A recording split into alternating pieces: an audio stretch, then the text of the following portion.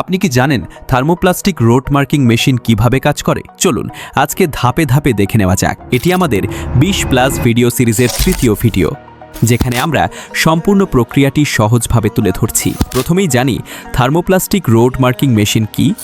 Thermoplastic machine হলো এমন একটি যন্ত্র যা গলিত থার্মোপ্লাস্টিক ব্যবহার করে সড়কের উপর বিভিন্ন ধরনের মার্কিং তৈরি করে, যেমন road lane marking, zebra crossing, stop line, arrow marking, speed breaker marking, parking lane, centre line, edge line এবং অন্যান্য গুরুত্বপূর্ণ সাইন।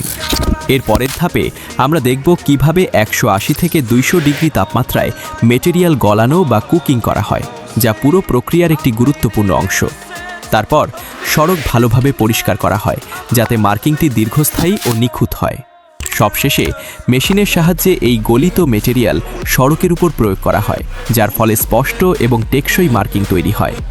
এটি ছিল আমাদের থার্মোপ্লাস্টিক রোড মার্কিং প্রক্রিয়ার একটি সংক্ষিপ্ত ধারণা।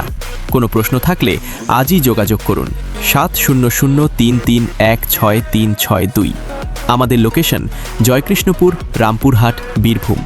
আমাদের চ্যানেলটি ফলো ও সাবস্ক্রাইব করতে ভুলবেন না। ভিডিওটি দেখার জন্য অসংখ্য ধন্যবাদ।